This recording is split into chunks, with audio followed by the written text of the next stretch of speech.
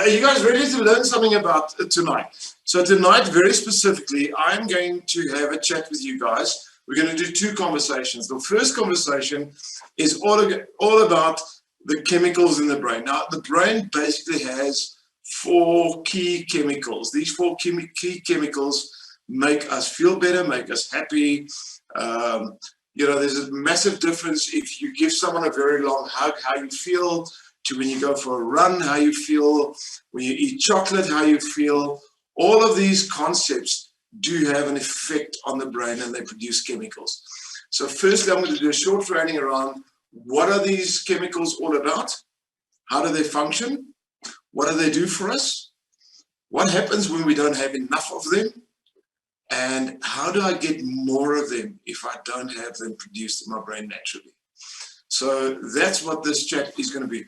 After that, I'm going to open the platform a little bit for questions. You guys can ask questions and we can bounce some ideas around. Are you guys okay with that? Are you ready? Can we continue? All right, so the four chemicals, I've got some notes here, so please excuse me if I'm looking down every now and then. I don't want to miss something. So the four main chemicals, we've got a little bit of an acronym that we use, and it's DOSE, D-O-S-E. Please pronounce it the correct way. And it basically stands for the four main happy chemicals: dopamine, oxytocin, serotonin, and your endorphins. So those are the four main chemicals. So I'm going to go through them one by one. What creates them? What are they responsible for? How do we recreate them? And I'm going to unpack that for you guys tonight. Are you ready? Is everybody here? If you're not here, just put a hand up so I can see you're not here. Any hands? No hands? Okay. All right. I tried this trick with the group I'm training at the moment. Didn't work there either. One day I'm going to get it right. Someone is going to raise a hand. All right. So let's talk about the first one quickly. The first one is called dopamine. Now, what is dopamine? Dopamine, to a large extent, is called the habit drug. The habit drug. The achiever chemical. Dopamine is that. Someone's just asked, is the session recorded? Yes, it is, and you'll get the recordings if you don't have groups. Dopamine is the achiever chemical. It's that chemical in your brain that wakes you up in the morning, gets you out of bed, and makes you do things. That's what dopamine does for us as human beings. It's very much goal and achievement, success orientated. So the first question we need to ask is, what happens if I don't have dopamine? Remember what I said, one of the things is it gets you out of bed. People that have got no dopamine or extremely low levels of dopamine don't get out of bed. And if they do get out of bed, they want to get back into bed 10 minutes later. There's a procrastination. There's a sense of lethargic reactions. There's a huge lack of excitement to want to achieve things in life. Now, a lot of people confuse dopamine because they look at people that are very active on things like social media. They wake up, they want to just play games on the computer. I know no one here has got that problem, nor kids that have that problem, right? And they think that this person has just got no goals in life. No, that's not completely true. In fact, a lot of the games that the kids are playing today creates a false form of dopamine, a very short-lived dopamine. Now, dopamine generally is fairly short-lived. It doesn't have a long lifetime. So when your brain starts producing dopamine, you will not necessarily last an entire day. So a lot of people might have more dopamine, natural dopamine production early in the morning. Some people have a high level of dopamine production around about 6, 7, 8 o'clock at night. So we call them the night owls because they will then start getting active late in the day and would sometimes work right through the night. Can you see the difference? Start identifying people in your life, start identifying your own behavior. If you're an early morning dopamine person, you're going to wake up and you're going to want to achieve, you're going to want to do, you're going to take your plans, you're going to take your strategies, and you're going to start applying them. So the lack of it is literally the opposite of it. The lack of dopamine is, I want to do nothing. Not I want to do this and not that. A lack of dopamine you don't want to do nothing. You don't want to get out of bed. You don't want to brush your teeth. You don't want to wash your face. You don't want to comb your hair. You don't want to get dressed. You just want to stay in bed, and the world around you can literally start falling apart. Someone just typed in, is that what we refer to a morning person? Yes.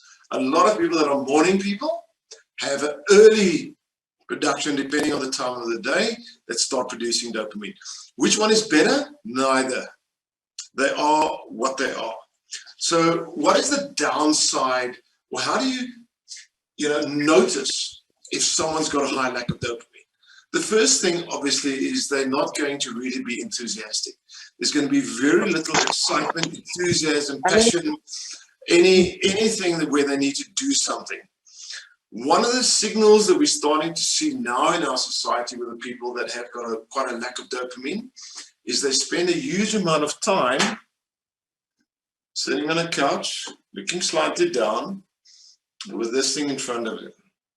And they're just surfing, going through it, looking for kind of instant forms of gratification. Instant gratification, to a certain degree, not fully, to a certain degree, has got the ability to produce small amounts of dopamine, small amounts, instant gratification. Now, here's the risk behind it. Dopamine is very addictive.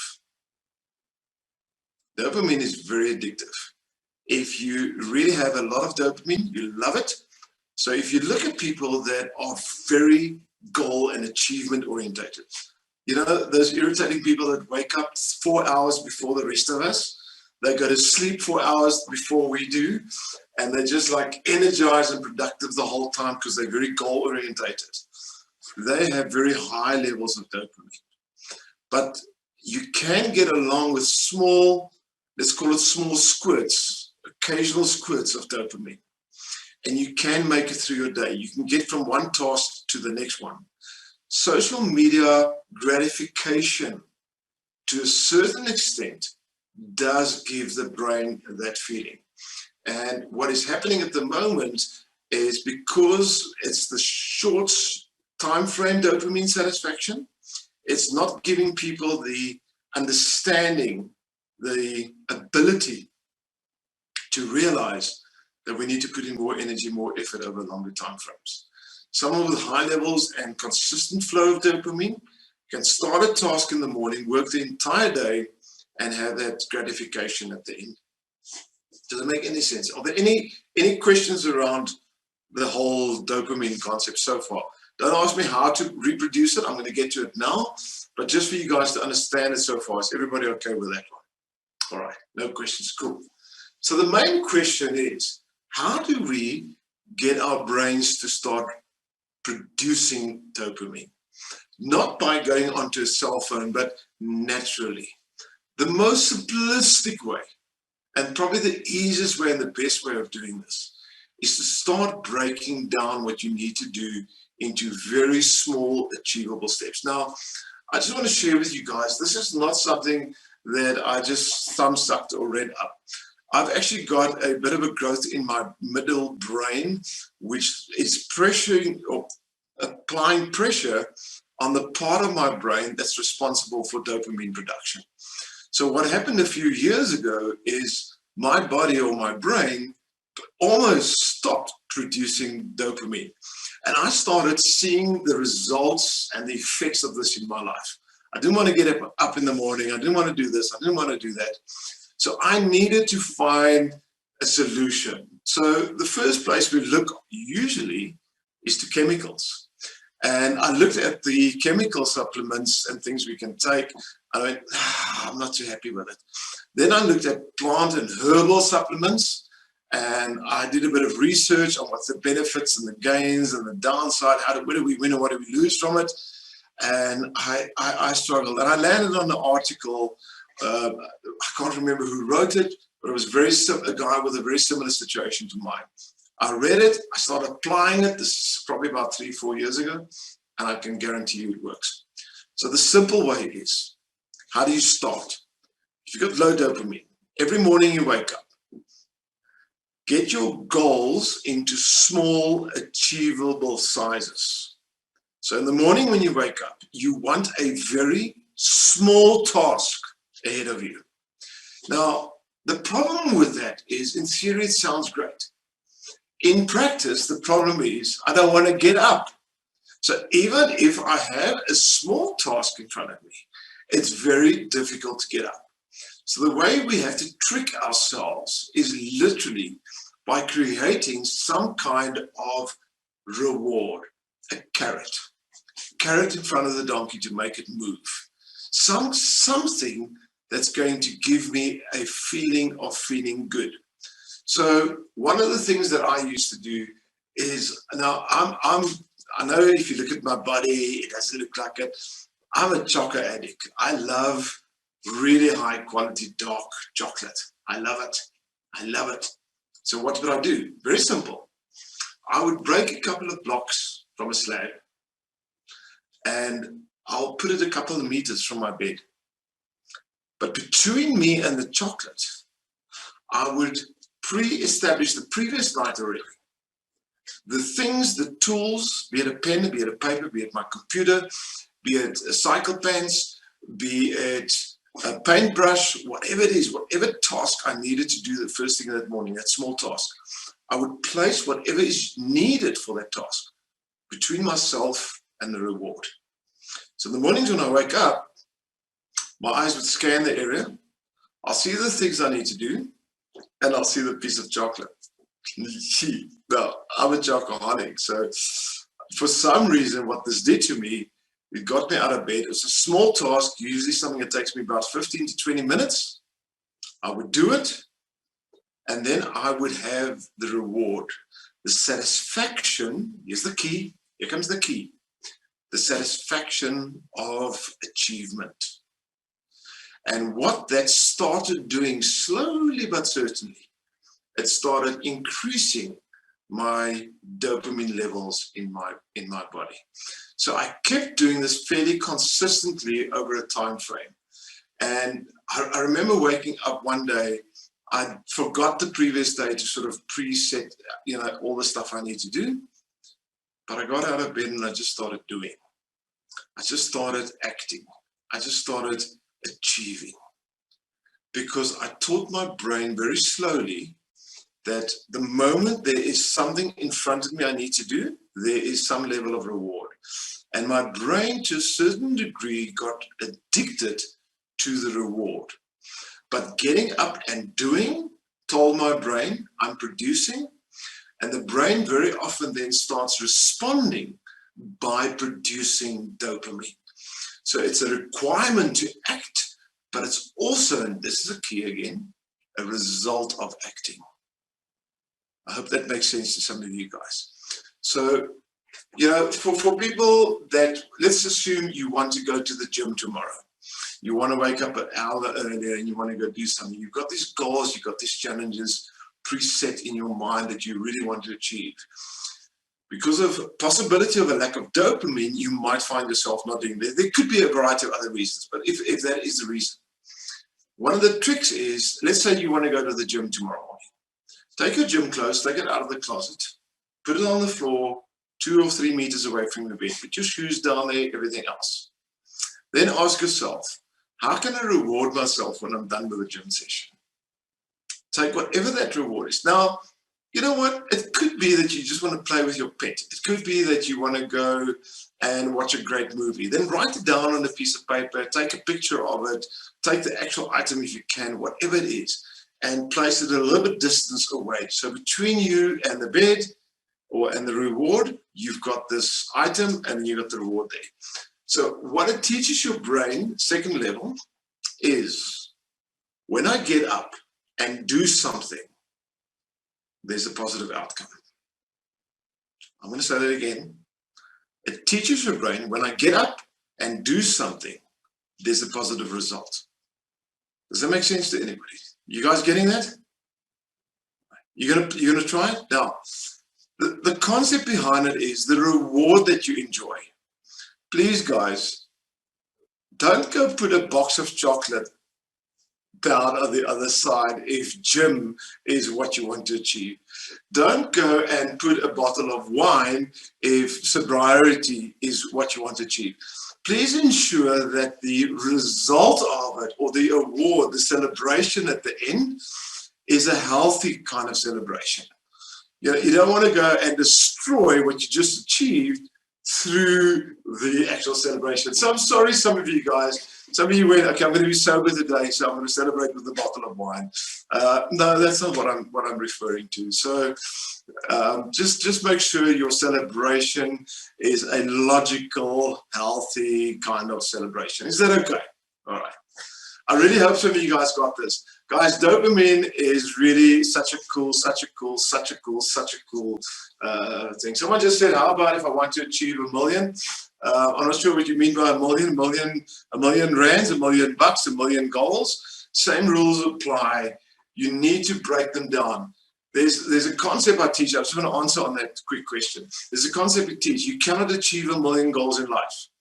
In fact, the average human being cannot achieve more than 3 goals in life.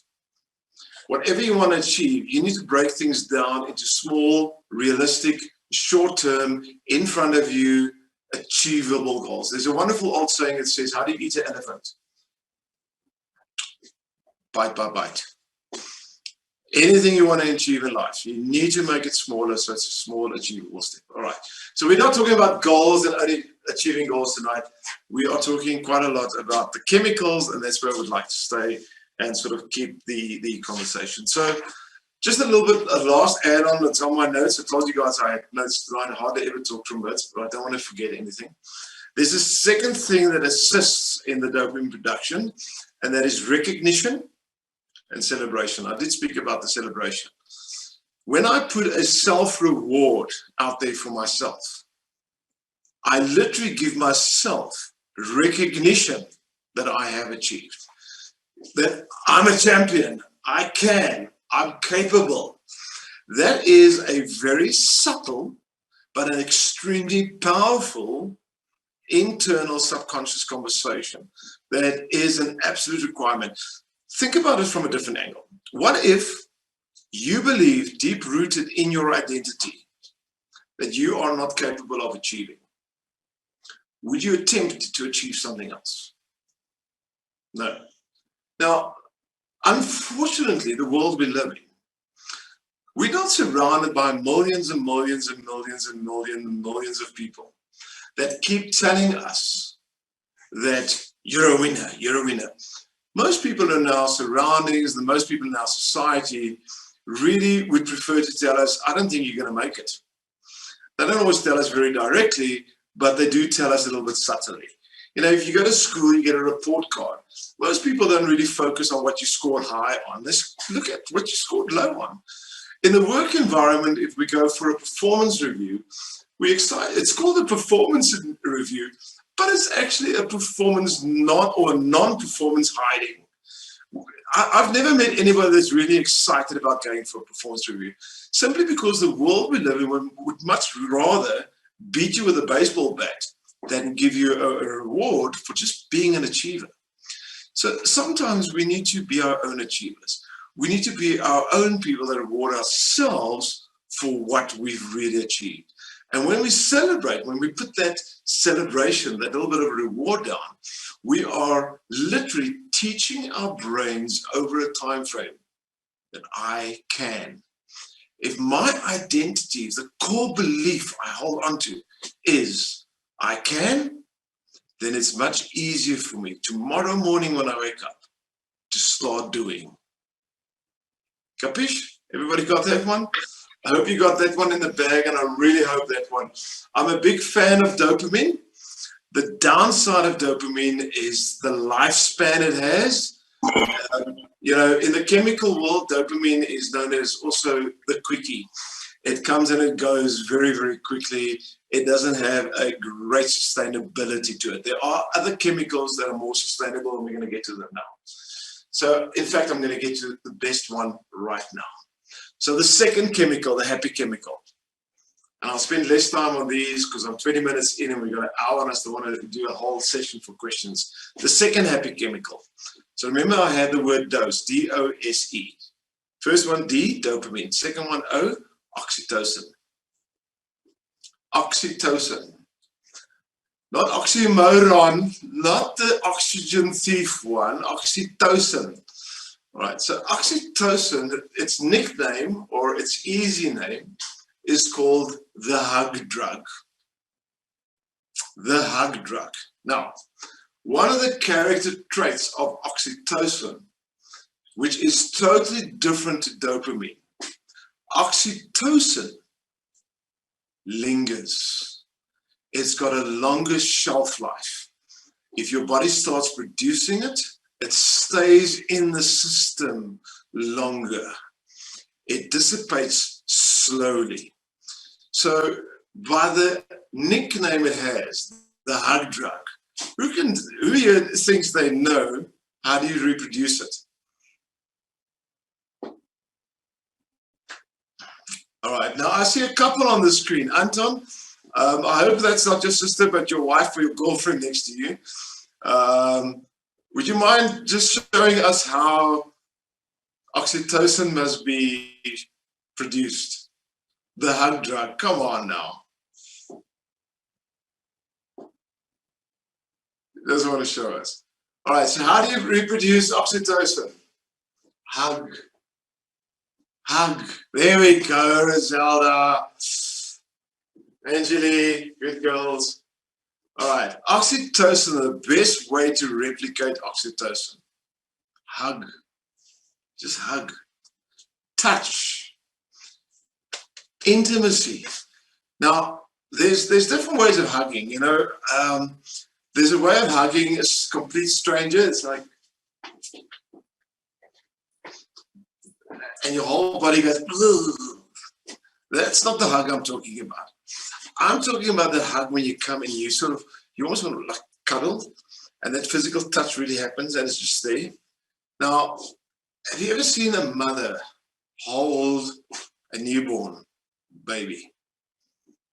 Have you ever seen that? It's one of the most beautiful things to see. Now, oddly enough, one of the areas of life, or one of the chemicals that probably produces one of the greatest levels of oxytocin is the birth. And the first 6 months after the birth, that mother experiences extreme amounts of the hug drug, oxytocin. Why? Because it's that beautiful intimacy. It's when you come so close to someone, you can smell them. Not only are you feeling them, but there's a deep awareness of it. Now, here's the reason I love oxytocin so much. Here's the reason I love it so much. When you need it and you go in for that long hug, not only, and some of you guys are going to really love it like this because you're going to use this, not only are you getting it, the person you're hugging is getting it as well. This is the cool thing behind oxytocin. So next time you're looking for a reason to hug someone, go up to them and say, you know what, I think you've got a shortage of oxytocin. Come here, let me hug you. Let me give you some. And literally in that moment of intimacy. Now, I'm going to say this, most people here are grown-ups, right? Real intimacy, like in getting sex, yeah, that. Brilliant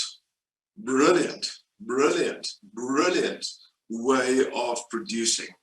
I'm not talking about lust. I'm talking about true intimacy.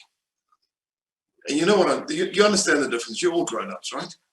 Those are the great moments that produces really high levels of oxytocin. Something I mentioned. The cool thing about oxytocin, it lingers. It hangs around. So how do we know someone doesn't have it? They feel lonely. You can be in the middle of a massive crowd of people that love you. You can be at a family function.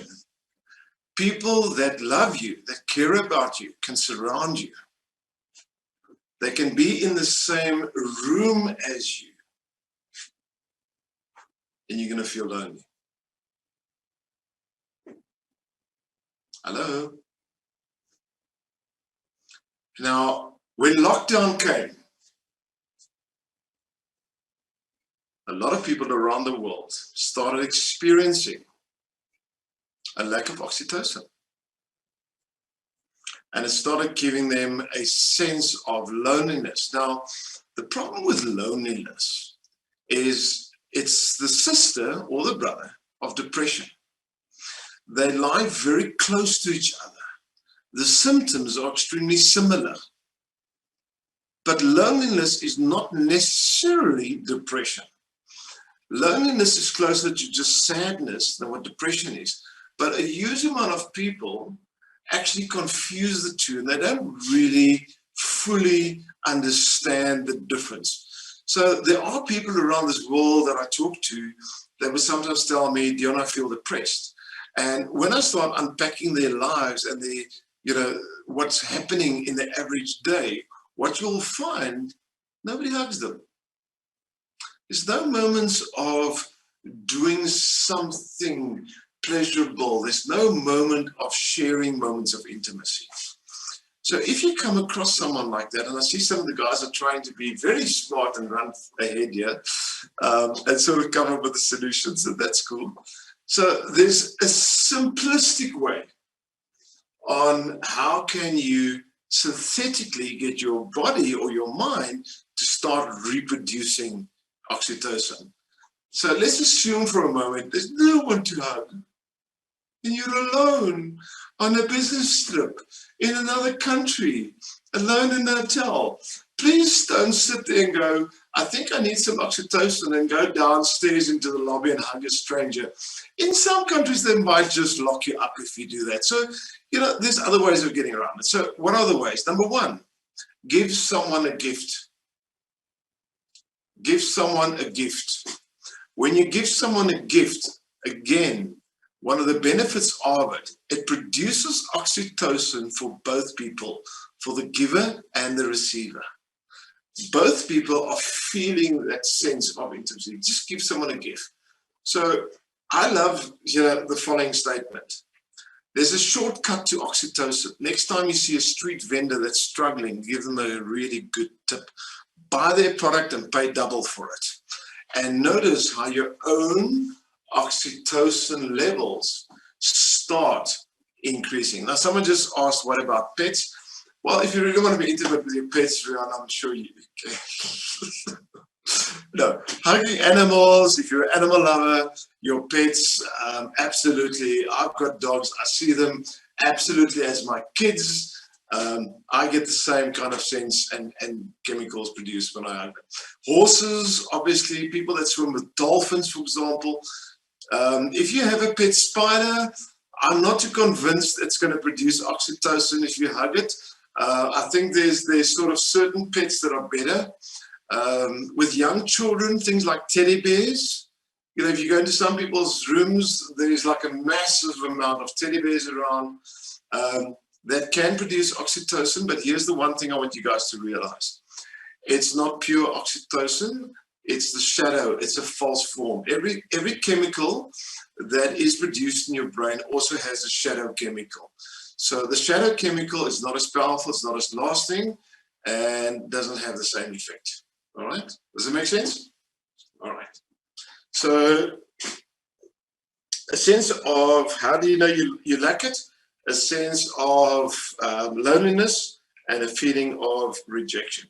So this is a quick interesting fact. Some research has been done. Some of it has been very cool around the world. One of the tests that was done in the 1940s, there was quite a big event, it was called the Second World War, was to actually take babies that are born and then isolate them.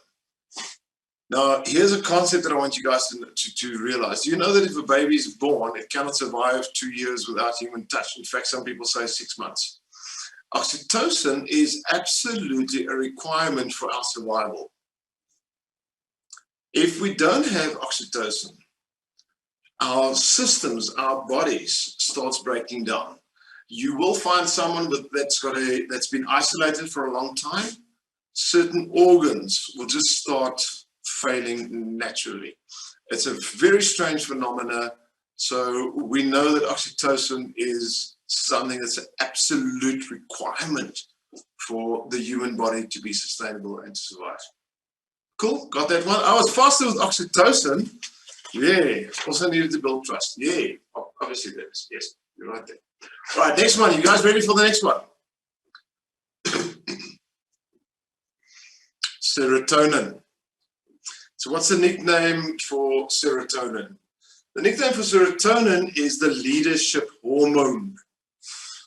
The leadership hormone. So what is the core essence behind serotonin? Serotonin is the simplistic chemical that gives us a sense of significance. I'm recognized. Serotonin is that chemical in the brain that says, hello, I am here. I am aware, I'm alive, I'm important. That's the importance behind serotonin. You guys got that? It is the chemical in the brain that is basically the one that signifies us as important, our sense of significance. Now, if I take serotonin, just to make it very simplistic, serotonin on an extreme level is ego. Too much serotonin gives people a sense of, they become extremely egotistical. I'm important. I'm the only one that's important. It makes them extremely over-proud, because serotonin to a certain extent gives us a sense of pride. So there is a possibility in serotonin you can have too much of it. All right, does it make sense? Now, here's the interesting thing about serotonin. Serotonin is also the chemical that is directly linked to human identity. So let me explain this one quickly. Each one of us have an identity about self. If someone will ask who you are, explain who you are, you're going to verbalize some words. But over and above the words you're merely going to say, deep-rooted in you as an individual, there is an identity. Now, let me just make this kind of clear. The lady who just came in tomorrow is the Action Factory Global brand manager. She's part of the team. And one of the things she enjoys doing is she goes jogging every morning. She goes jogging for roughly about an hour. So inside of her identity is the concept jogger. If you ask her really, who are you? She'll come out and she'll say jogger.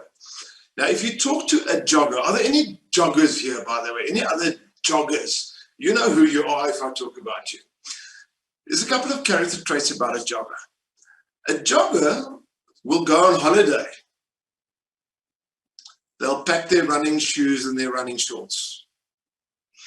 A jogger will go on a business retreat to a lodge somewhere. They will pack their running shoes and their running shorts. Runners, joggers, will always ensure that there's an opportunity to go running. Can you see how it's linked to the identity? Now, here's a key thing. Serotonin is the chemical that's responsible for sense of significance. People with a low self-esteem, people that come to you and say, I don't know who I am. I think I've lost myself. That cannot describe to you who they are, that have no identity, have a lack of serotonin. It's one of the signals of it. Right at the moment, our society is experiencing an upsurge in people that have a lack of serotonin. And one of the reasons for a lack of serotonin is a lack of vitamin D. Vitamin D comes from UV, which is called sunshine. People are not getting out as often as they should. we are spending less time outside and we're spending more time inside. If we start spending a huge amount of time inside, we're not exposed to UV, we have a lack of vitamin D. You can take synthetic vitamin D as a pill, it's not the same. UV is the key. So if you can't get outside, get a UV light in your room. You need that exposure because it's critical for the production of serotonin in your system. Make sense? Now, what are some of the signals if you don't have enough serotonin? Number one, you struggle with identity. But serotonin is also a huge benefit for the digestion system. People with a lack of serotonin start struggling to digest certain food types, and that starts coming through. Young children with a lack of serotonin have a problem with bone growth. If you have a long-term lack of serotonin, you will start experiencing certain organs might start failing, and some of the organs in your body are actually going to go through quite a serious struggle. The easiest way to replicate serotonin is sleep, mood, memory. Yep, absolutely. The easiest way to get it is to think just for a moment, what makes you feel significant? So memory is the easiest shortcut trick to production of serotonin. So let me just explain quickly. Every single human being at some stage in your life, you achieve something. Maybe you got a diploma, maybe you got a degree, maybe you ran a race and you got a little medal and it's somewhere hidden or whatever the case may be. The memory of that achievement is your key to serotonin production. You can fool your body in producing serotonin by going into your memory and remembering your achievements.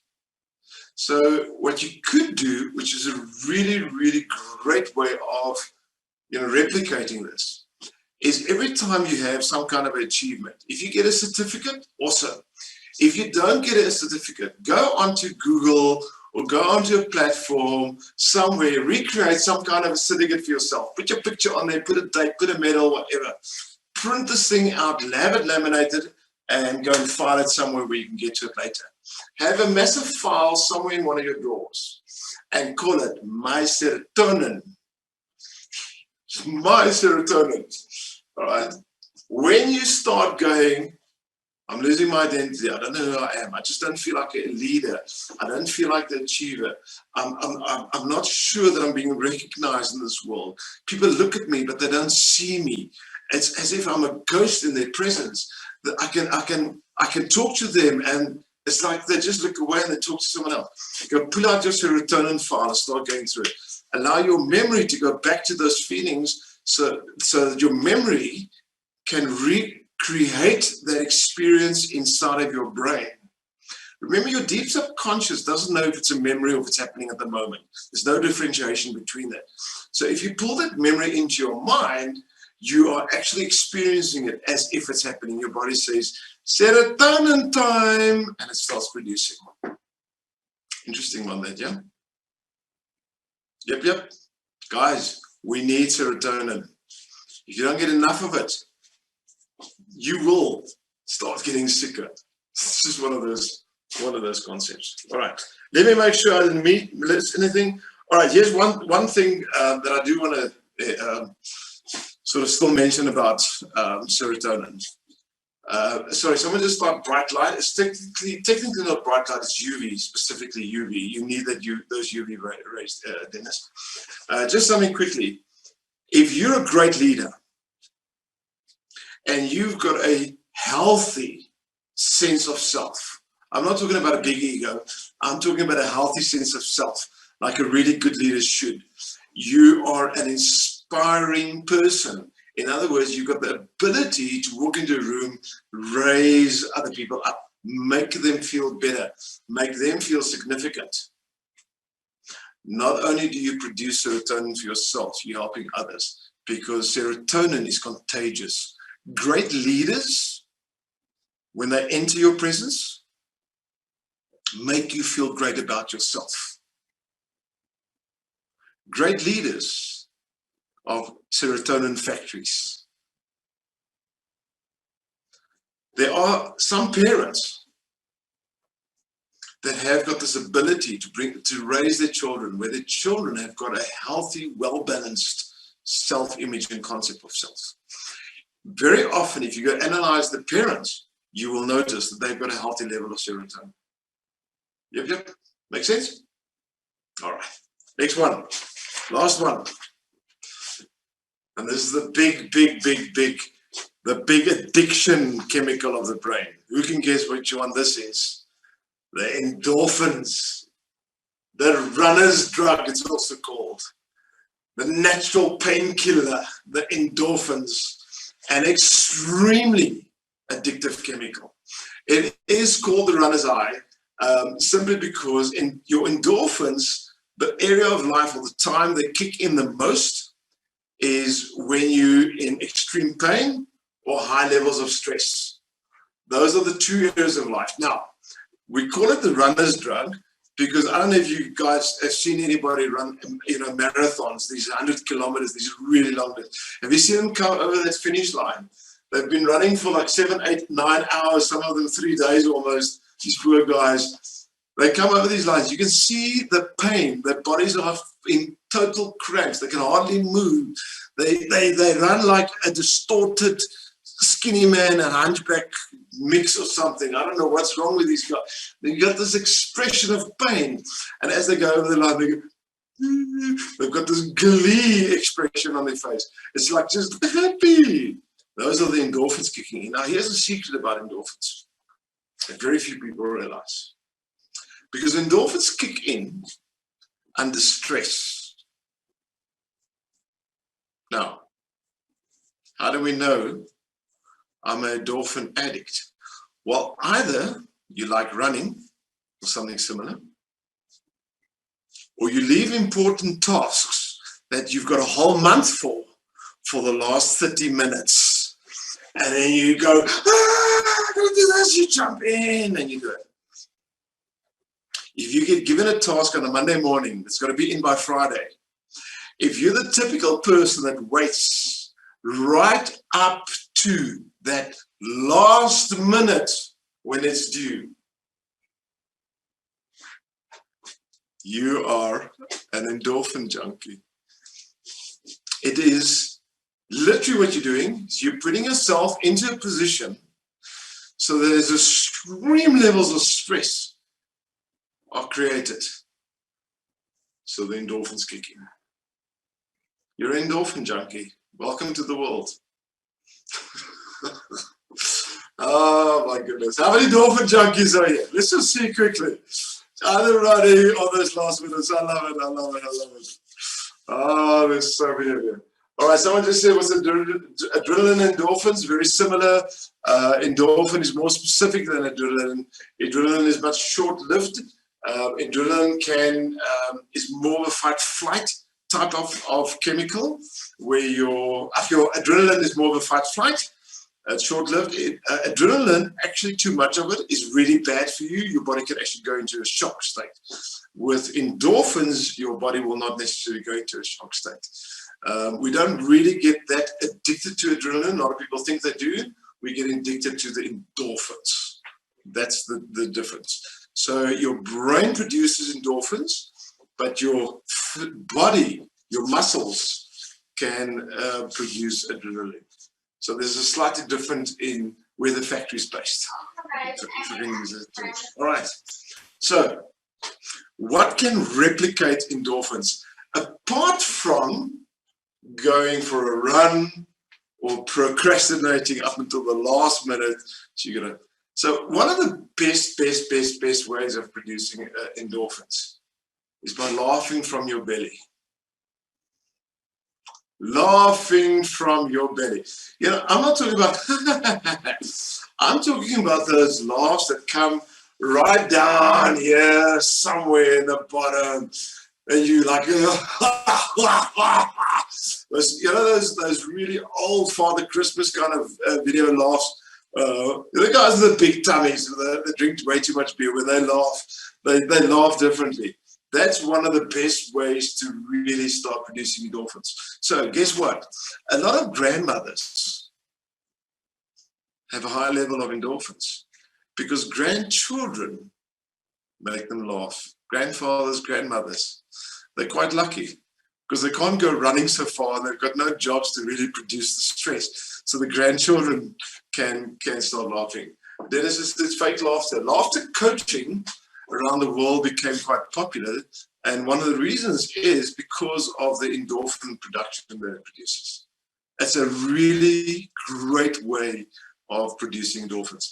That's one of the reasons why comedy clubs, comedy platforms, for a lot of people actually become a bit of an addiction. They just can't get enough more comedy. I just got to see this guy. I just got to go see this guy. I just got to go see this guy. They love comedy. It's endorphins. All right. Next one, obviously exercise. Oh, sorry, exercise. What can I say? It is what it is. But don't worry, that's not the only way. There's another way. Here's a very interesting one. Smelling vanilla. Smelling, who's got vanilla candles in your bathroom? I see it's a thing now where you got the glass and these little sticks, these vanilla sticky thingies. All right. Vanilla actually produces quite a bit of endorphins as well. If you want to sell your house, one of the tricks is obviously put vanilla candles and sprinkle a little bit of vanilla wherever the case may be. If you want your children to perform well at school, to be awake and to really enjoy the whole process, go buy a little small bottle of vanilla oil, put it in their blazer pockets. When they're at school and they're feeling kind of low, let them sniff vanilla. It's better than sniffing other stuff. They're going to feel better, the endorphins are going to kick in, and they might just start enjoying the learning. You never know. Try it. Okay? Vanilla. Now, here's my favorite one. Dark chocolate. Dark chocolate. Not vanilla chocolate. Vanilla, the smell of vanilla essence. Not vanilla, that's not the same thing. Dark chocolate. Now, when I say dark chocolate, I'm not talking medium, Rian, I'm not talking about cake-colored chocolate. You know what I'm talking about? It's not that light brown. I'm talking about a proper 99%, there we go, a proper dark chocolate that produces, and that's very healthy for the endorphins to kick in. Lavender. You want to have a kick of endorphins? Go plant lavender. I've got lavender outside my back door. I love walking past the lavender and just rubbing my hand past it.